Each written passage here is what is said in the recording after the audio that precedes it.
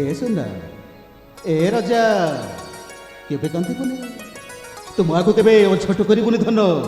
ଅଝଟ କରିବୁନି ଏ ପଦ୍ମା ଆଜି କୋଉ ଦିନ କୋଉ ତିଥି ତମର କିଛି ମନେ ପଡୁନି ଆଜି ହଉଛି ମୋ ପୁଅର ନାମକରଣ ଉତ୍ସବ ନାମକରଣ ଉତ୍ସବ ଏ ପଦ୍ମା ସ୍ୱାମୀ ଆଜି ଇଚ୍ଛା ହଉଛି କିଛି ସମୟ ଗାଇଯିବା ପାଇଁ ସତ କହୁଛ ଆଜି ଇଚ୍ଛା ହଉଛି କିଛି ସମୟ ନାଚିଯିବା ପାଇଁ ଲୋ ତମେ ସତ କହୁଛ ଶୁଣିବ ତାହେଲେ ବିଳମ୍ବ କାହିଁକି ହେଇଯାଅ ଶୁଣିବ ହଁ ଏ ପଦ୍ମା ସ୍ୱାମୀ ଆଜି ମୋ ପୁଅର ନାମକରଣ ଅଭିନନ୍ଦନ ହେ ପଦ୍ମା ଆଜି ମୋ ପୁଅର ନାମକରଣ ଅଭିନନ୍ଦନ ଆଜି ମୋ ପୁଅର ନାମକରଣ ଅଭିନନ୍ଦନ ଶୁଭ ବେଳାରେ ଶୁଭ ଲଗନରେ ଶୁଭ ବେଳାରେ ଶୁଭ ଲଗନରେ ହସି ଉଠିବ ରାଜଭବନ ଅଭିନନ୍ଦନ ଆଜି ମୋ ପୁଅର ନାମକରଣ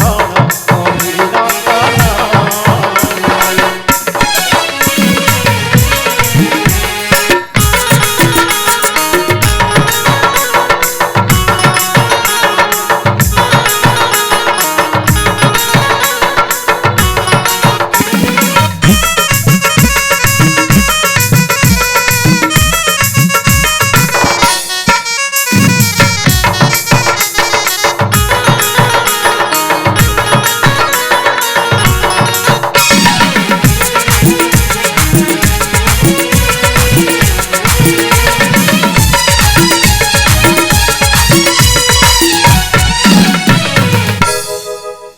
ପଦ୍ମା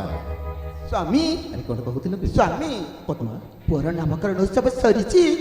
କିନ୍ତୁ ଏପର୍ଯ୍ୟନ୍ତ ପୁଅର ନାଁ ତ ଆମେ କିଛି ଦେଇନୁ ହଁ ତ ହଁ ଆରେ ତମେ ହଉଛ ପୁଅର ମା ହଁ ଆରେ ତମେ କହୁନ ନା ନା ଆପଣ ହଉଛ ପୁଅର ବାବା ଆପଣ କହୁନ ମୁଁ କହିବି ଖରାପ ଭାବିବନି ତ ଆରେ ମୁଁ କାହିଁକି ଖରାପ ଭାବିବି କହିବି ତ ସ୍ୱାମୀ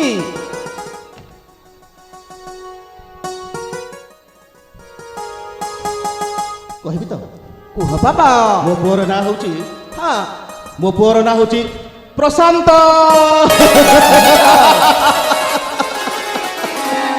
ସ୍ୱାମୀ ମୋ ପୁଅ ଯେମିତି ସୁନ୍ଦର ନା ତା ନାଁ ମଧ୍ୟ ସେମିତି ସୁନ୍ଦର ହଁ ତ ହଁ ଆଜିଠାରୁ ତାହେଲେ ଆମ ପୁଅ ନାଁ ହେଉଛି